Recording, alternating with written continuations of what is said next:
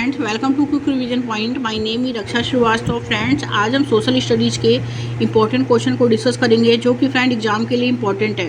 तो स्टार्ट करते हैं। फर्स्ट क्वेश्चन क्या है कि कांग्रेस के उदारवादियों पर आक्षेप पर सुरक्षित बॉल्व का सिद्धांत का किसने प्रयोग किया है? कांग्रेस के उदारवादियों पर आक्षेप पर सुरक्षित बॉल्व सिद्धांत का किसने प्रयोग किया?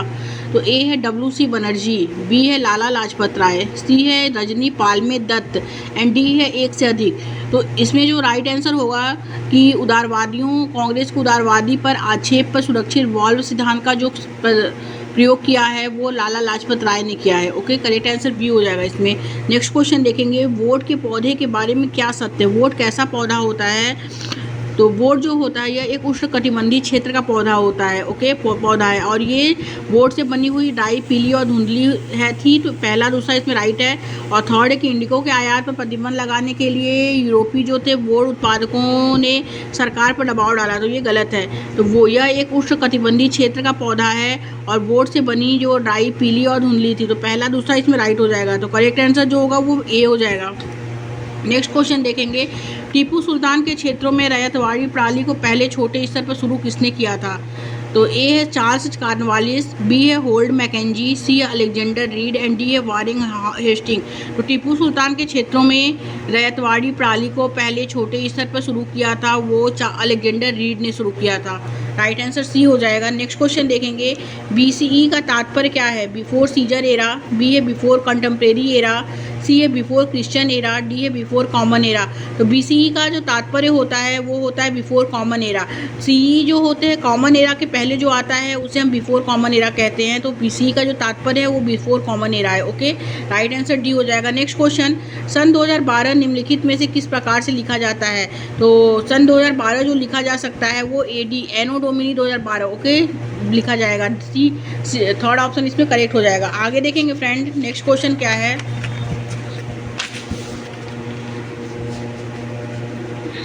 नेक्स्ट क्वेश्चन है कि कॉमन एरा क्या है?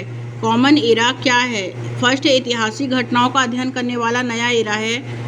कॉमन एरा जो है वो ऐतिहासिक घटनाओं का अध्ययन करने का नया एरा है। सेकंड है क्रिश्चियन एरा है जो अब दुनिया के अधिकांश हिस्सों में स्वीकृत है। एंड थर्ड है आदेश जारी करने के लिए सरकार द्वारा स्वीकृत भारतीय एरा है।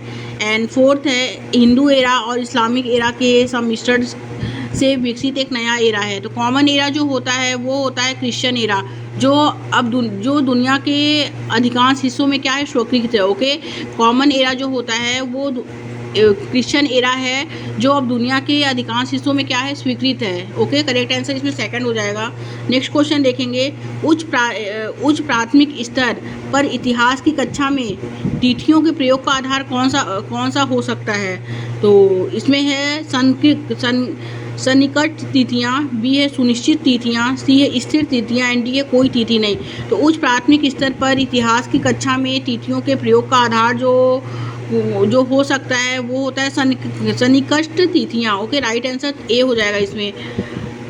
नेक्स्ट क्वेश्चन देखेंगे, मैन्यूस्क्रिप्ट लैटिन भाषा से प्राप्त हुआ है जिसमें मेनू का शब्द का अर्थ क्या है? तो मैन्यूस्क्रिप्ट जो है वो लैटिन भाषा से प्राप्त हुआ है जिसमें मेनू शब्द का अर्थ है ए है मनुष्य, बी है हाथ और हस्त, सी है लेख एंड डी है बुद्धि। तो मैन्यूस्क्रिप्ट लैटिन भाषा से प्राप्त हुआ है जिसमें मेनू शब्द का अर्थ जो होता है वो हाथ या हस्त होता है। ओके, राइट आंसर बी हो जाएगा। नेक्स्ट क्वेश्चन देखेंगे, पांडुलिपि और अभिलेखों पर निम्नलिखित दो कथन ए एवं बी पर विचार कीजिए और सही उत्तर का चयन कीजिए। पांडुलिपियाँ जो होती थी प्रायः ताड़पत्रों अथवा बुर्ज नामक पेड़ की छाल से विशेष तरीके से जो होती थी, विशेष तरीके से तैयार भोजपत्र पर लिखी जाती थी। बिल्कुल करेक्ट है।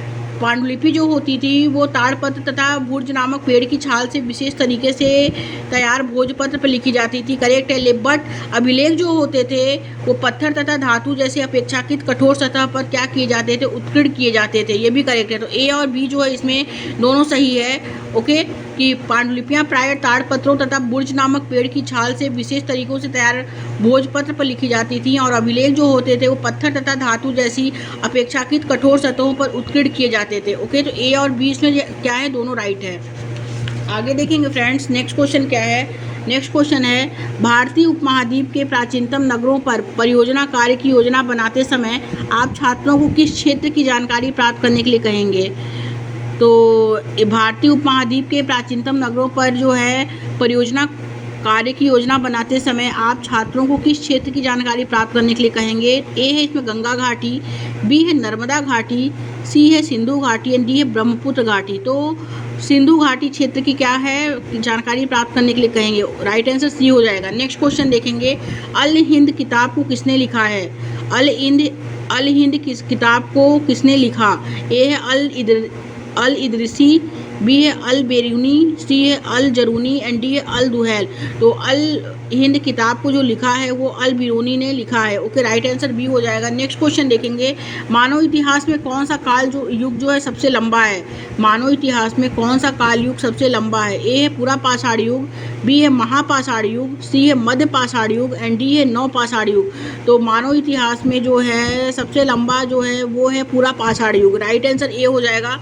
नेक्स्ट क्वेश्चन देखेंगे, भारतीय पुरातत्व का जनक माना जाता है, किसे माना जाता है? ए है अलेक्जेंडर कनिंघम को, बी है अकबर को, सी है अलाउद्दीन खिलजी को, डी है बीरबल को। तो भारतीय पुरातत्व का जनक जो माना जाता है वो अलेक्जेंडर कनिंघम को माना जाता है। राइट आंसर ए हो जाएगा।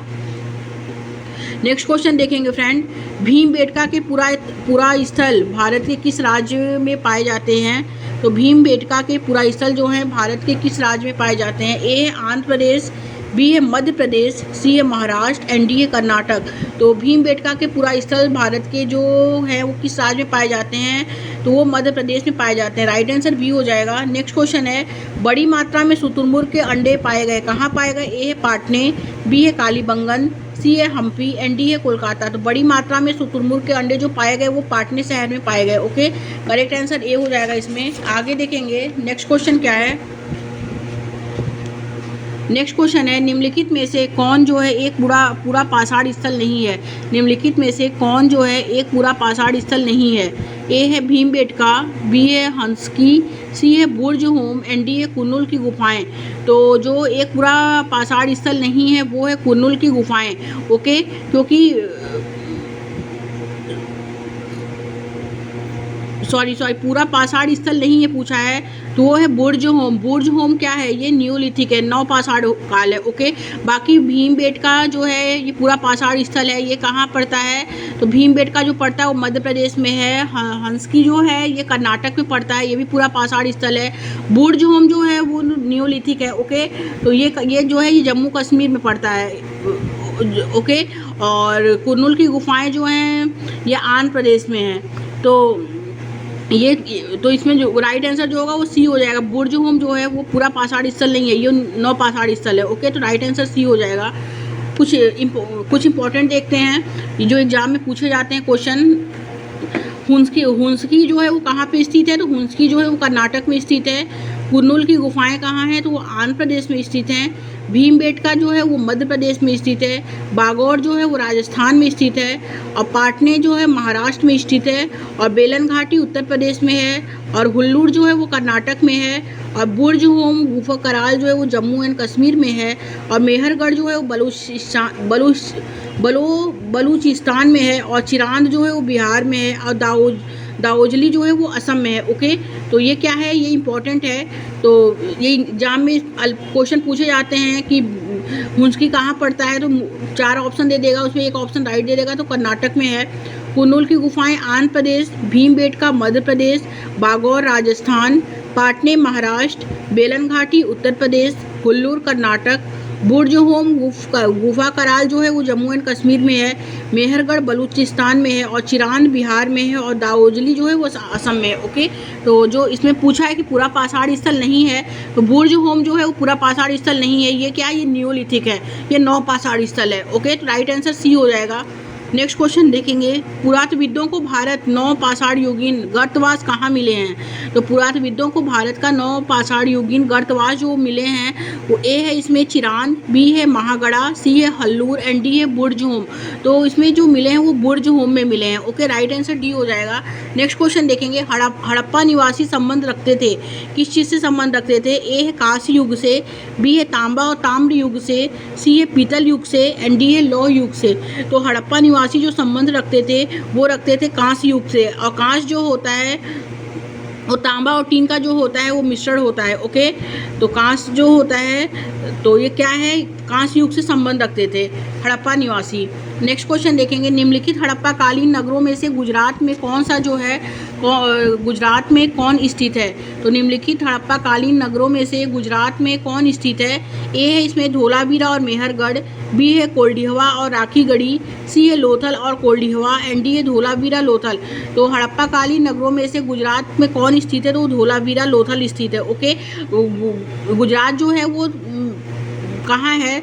गुजरात जो है लोथल और धोलावीरा के पास है। तो ये राइट आंसर डी हो जाएगा इसमें। नेक्स्ट क्वेश्चन देखेंगे, हड़प्पा वासियों ने बनाए, क्या बनाए? ए है इसमें पत्थर की मोहरें। हड़प्पा वासियों ने क्या बनाए? तो पत्थर की मोहरें। बी है इसमें पीले रंग से डिजाइन किए गए पात्र। सी है इसमें लोहे से बनी तकलियाँ, एंड डी है सोने के बर्तन। तो हड़प्पा वासियों ने जो बनाए वो बनाए पत्थर की मोहरें और सोने के पत्थर। ओके, करेक्ट आंसर ए, और इसमें जो करेक्ट आंसर जो होगा बी होगा, बी, सी और डी हो जाएगा पीले। ओके, आगे देखेंगे फ्रेंड्स। नेक्स्ट क्वेश्चन क्या है? नेक्स्ट क्वेश्चन है कि निम्न में से किस भारतीय साहित्य धरोहर का अर्थ है गुरु के पास जाकर समीप बैठना? निम्न में से किस भारतीय साहित्यिक धरोहर का अर्थ है गुरु के पास जाकर समीप बैठना? फर्स्ट है उपनिषद, सेकंड है वेद, थर्ड है आर्यक एंड फोर्थ है पुराण। तो गुरु के समीप जाके बैठना जिसका जो अर्थ है भारतीय साहित्य धरोहर का वो है उपनिषद। उपनिषद का अर्थ जो होता है वो गुरु के पास जाके समीप बैठना होता है। ओके, राइट आंसर इसमें फर्स्ट हो जाएगा। नेक्स्ट क्वेश्चन देखेंगे, महापाषाण क्या चिन्हित करने के लिए जो है खड़े किए गए? तो महापाषाण क्या चिन्हित करने के लिए खड़े किए गए? फर्स्ट है इसमें जमीन के आधिपत्य के लिए, बी है सेकंड है उपलब्धियों को अंकित करने के लिए, थर्ड है परिवार के में जन्म के लिए, एंड फोर्थ है कब्रगाहों के लिए। तो महापाषाण जो है वो कब्रगाहों के लिए जो है खड़े किए गए। ओके, करेक्ट आंसर 4 हो जाएगा। नेक्स्ट क्वेश्चन देखेंगे, निम्नलिखित में से किस सिंधु घाटी सभ्यता स्थल पर वयस्क लोगों को प्रायः गड्ढे में सीधा लिटाकर दफनाया जाता था? उनका सिर उत्तर की ओर होता था। तो निम्नलिखित में से किस सिंधु घाटी सभ्यता स्थल पर वयस्क लोगों को प्रायः गड्ढे में सीधा लिटाकर दफनाया जाता था? उनका सिर उत्तर की ओर होता था। तो वो था ए है लोथल, बी है गुफ कराल, सी है मेहरगढ़, एंड डी है इनाम गांव। तो इनाम गांव में जो होता था सिंधु घाटी सभ्यता स्थल जो है इनाम गांव जो है वहाँ पे वयस्क लोगों को प्रायः गड्ढे में सीधा लिटाकर दफनाया जाता था और उनका सिर जो होता था उत्तर की ओर होता था। तो राइट आंसर डी हो जाएगा, इनाम गांव। नेक्स्ट क्वेश्चन देखेंगे, प्राचीन साहित्य में कितने महाजनपदों का उल्लेख है? तो ए है इसमें 14, बी है 15, सी है 16, एंड डी है 17। तो प्राचीन साहित्य में जो महाजनपद का उल्लेख किया गया है वो 16 महाजनपदों का उल्लेख किया गया है। ओके, राइट आंसर सी हो जाएगा। नेक्स्ट क्वेश्चन देखेंगे, निम्नलिखित में से कौन सा क्षेत्र जो है वो प्राचीन काल में मगध के नाम से जाना जाता था? तो ए फर्स्ट है इसमें गंगा का दक्षिणी क्षेत्र, और बी है गंगा तथा यमुना के मध्य का क्षेत्र, सी है गंगा का उत्तरी क्षेत्र, एंड डी है यमुना तथा चंबल के मध्य का क्षेत्र। तो निम्नलिखित में से कौन सा क्षेत्र जो है वो प्राचीन काल में मगध के नाम से जाना जाता था? तो गंगा का जो दक्षिणी क्षेत्र होता था वो मगध के नाम से जाना जाता था। ओके, राइट आंसर फर्स्ट हो जाएगा फ्रेंड्स। नेक्स्ट क्वेश्चन देखेंगे, नेक्स्ट क्वेश्चन है, ऋग्वेद की मूल रचना भाषा में हुई है। ऋग्वेद की रचना जो हुई है वो किस भाषा में की गई है?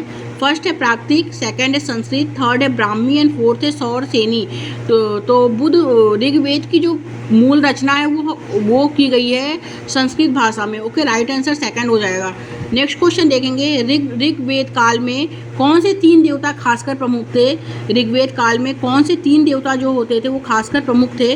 फर्स्ट है इसमें रुद्र, विष्णु तथा इंद्र, सेकंड है अग्नि, इंद्र तथा सोम, थर्ड है इंद्र, वरुण तथा रुद्र, एंड फोर्थ है अग्नि, इंद्र तथा विष्णु।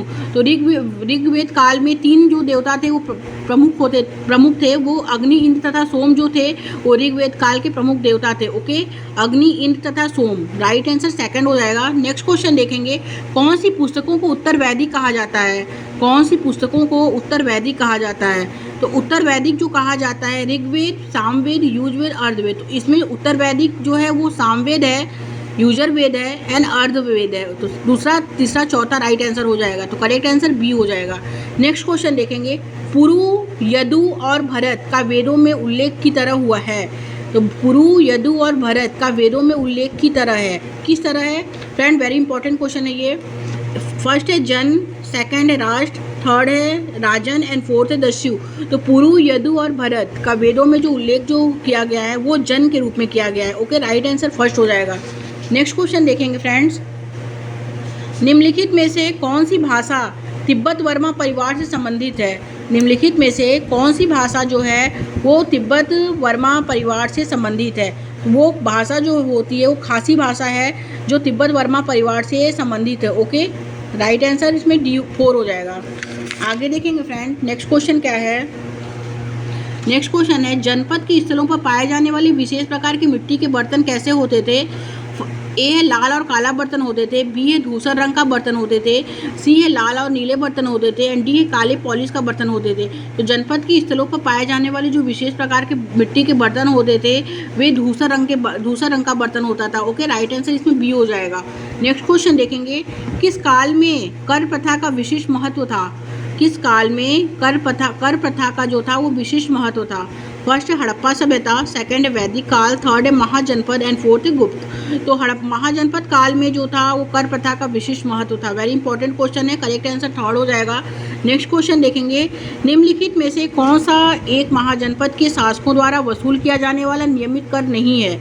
ए है फसल पर कर, बी है शिल्पकार पर कर, सी है चारवाहों पर कर, एंड डी है परिवार पर कर। फ्रेंड, ये जितने भी क्वेश्चन हैं अलग अलग एग्जाम में पूछे गए वेरी इंपॉर्टेंट क्वेश्चन है। बहुत से एग्जाम में पूछे गए क्वेश्चन है सारे, और इम्पॉर्टेंट है आने वाले एग्जाम के लिए भी। तो निम्नलिखित में से कौन सा जो एक महाजनपद के शासकों द्वारा वसूल किया जाने वाला नियमित कर नहीं है? तो वो है परिवार पर कर। ओके, राइट आंसर 4 हो जाएगा। नेक्स्ट क्वेश्चन देखेंगे, महाजनपद में उपज का एक छठा हिस्सा कर के रूप में किससे लिया जाता था? तो फर्स्ट है किसान, सेकंड है शिल्पकार, थर्ड है चारवाहों एंड फोर्थ है शिकारी। तो महाजनपद में उपज का एक छठा हिस्सा कर के रूप में जो लिया जाता था वो किसान के रूप में लिया जाता था। ओके, राइट आंसर फर्स्ट हो जाएगा। नेक्स्ट क्वेश्चन, प्राचीन साहित्य में कितने महाजनपदों का उल्लेख किया गया है? तो प्राचीन साहित्य में 16 महाजनपदों का उल्लेख किया गया। ओके, राइट आंसर थर्ड हो जाएगा फ्रेंड्स। Thank you friends.